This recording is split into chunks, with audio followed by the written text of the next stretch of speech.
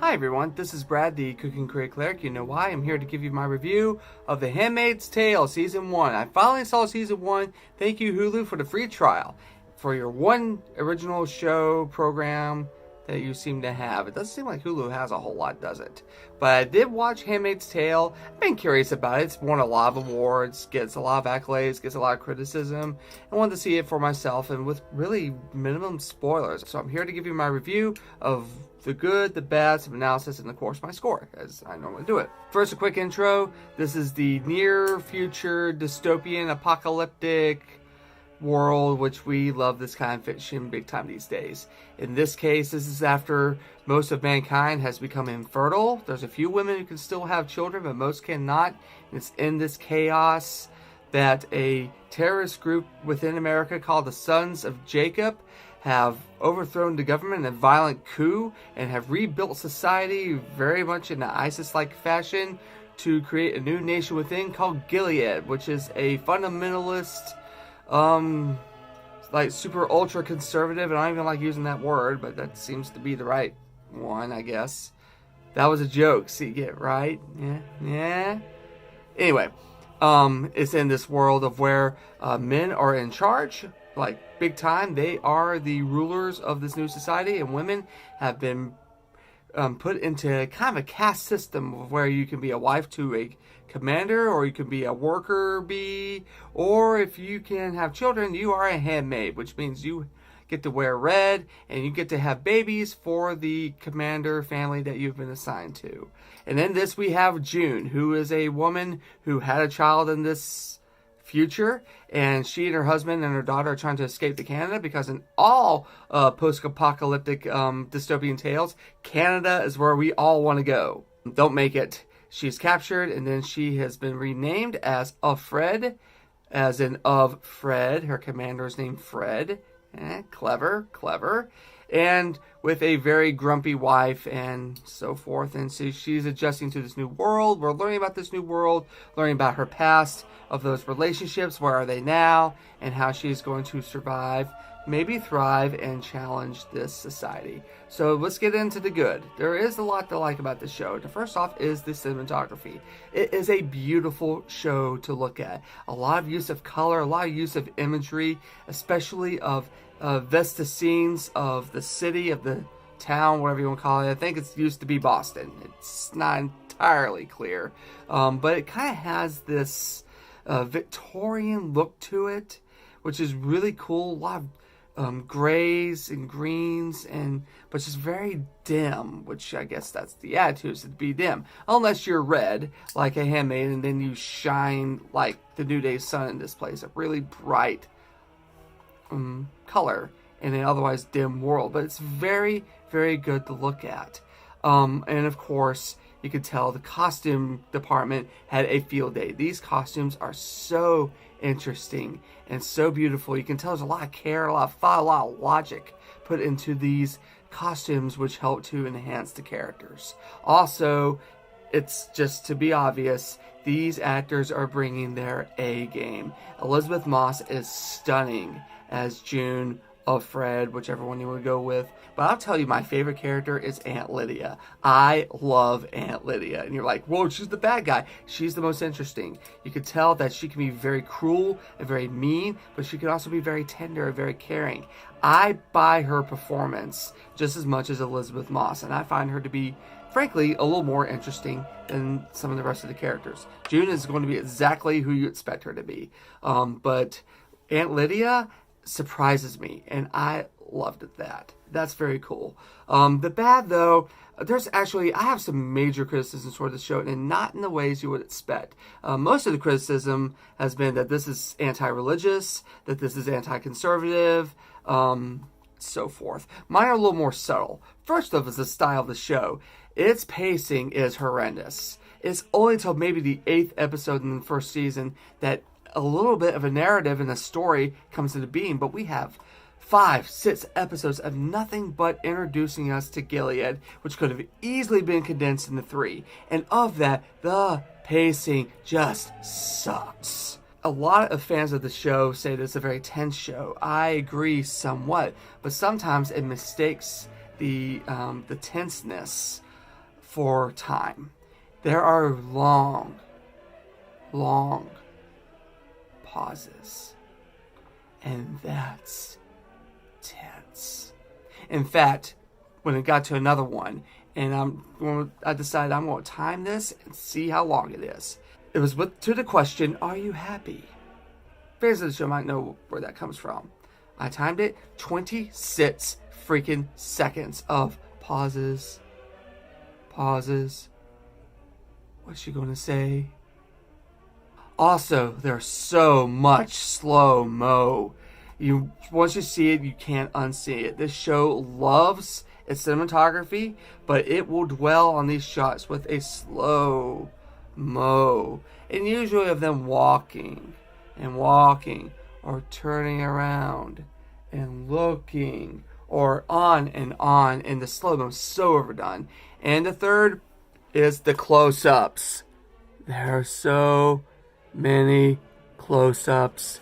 Do you want to count their pores? You can in this show.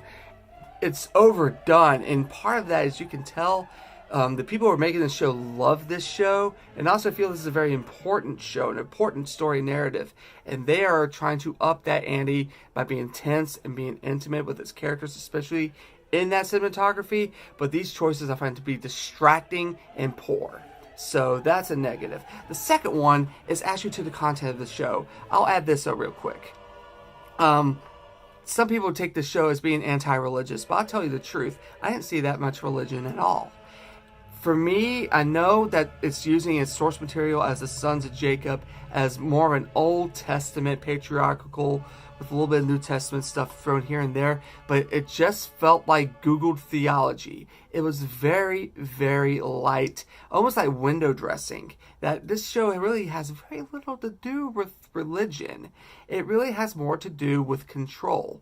I would even add that this show has little to do with with having kids, of trying to beat this apocalypse by having more kids. It really isn't so much about that. It is about the control of women and of subjugating them, enslaving them, taking away their ability to choose. That's really what this whole society is about. The children thing is sort of an excuse or an afterthought, and just from doing a little bit of minor research into the origin of the novel, that this was very reactionary to some dialogue and talk coming out of some groups in the 1980s. It's not religious at all. It's very little at that. That this is more about control that resembles something like ISIS or the Taliban. And that goes into one of my major criticisms of the show. Some people say it's very hard to watch. Yeah, sometimes it was, but other times you kind of know what you're getting into. But part of what makes the show fresh and relevant for a lot of people is, and I've been hearing this a lot, that this is in the near future, that is possible. That this could really happen if you think about it. If you think this could really happen if we're not careful. And I'm going to say bollocks to that. I just said that out loud, didn't I? I don't buy that at all. You hear Elizabeth Moss in some narration, or June, that the change came incrementally, and slowly until you didn't notice the difference. It's like bullying the frog slowly. But even in her flashbacks, there's nothing subtle or slow about it. It is abrupt change. It is abrupt, violent change that is incredibly disruptive. And I'm supposed to believe that out of 300 million people, give or take some, fertility problems, that many people roll over and accept this society, even though you have a violent coup. Okay, the military, they're all sons of Jacob. The numbers are boggling. You may be thinking I'm overthinking this, but you see, that's part of what makes the show work, is that this is supposed to feel both relevant and real and near. You have to suspend your disbelief if you are to go on this journey. And I tried, and I can't. And therefore, you try to take the show then at face value. And at that point, it just feels like a house card's falling over. Almost to the point of parody. There were some scenes in the show that were supposed to be of the jarring, disruptive, uncomfortable stuff that, frankly, I busted out laughing because it was utterly ridiculous. Also to the point that this is Gilead, the way that they set up their society is a really crappy way to try to rebuild human populations. I'm just saying that logically. This is a crappy way to try to get more babies. But then again, what I say, the show is not about making babies. The show is about controlling women.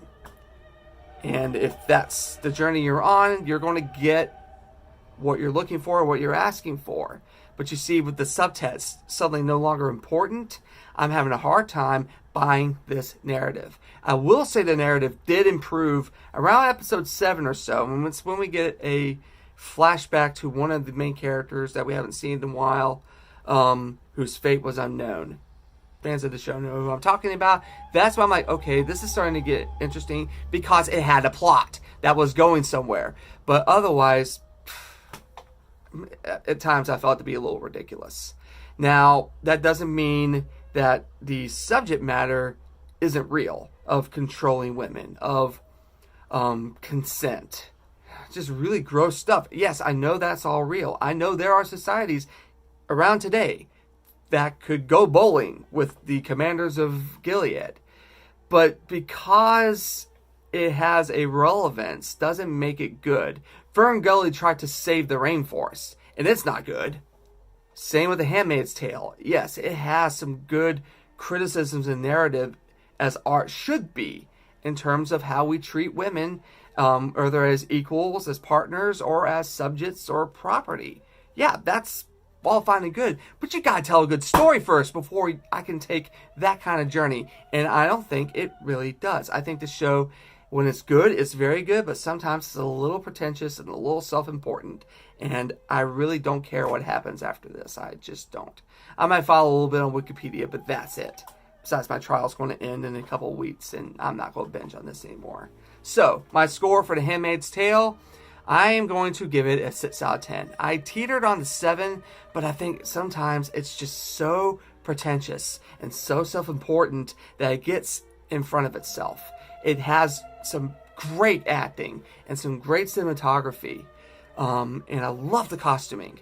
But overall, the core of this show is just, frankly, I think a lot weaker than it presents itself. And when you think it through, it becomes almost like parody. But for those people who love this show, I get it. I understand why you like it. I can empathize with that. And good for you. But for me, no thanks. So may the force be with you. God bless. And, blessed be. Oh, the language in this show. That's another thing. When they were talking religious and like, you got an eye roll out of me. But I love you and thank you for watching. Bye.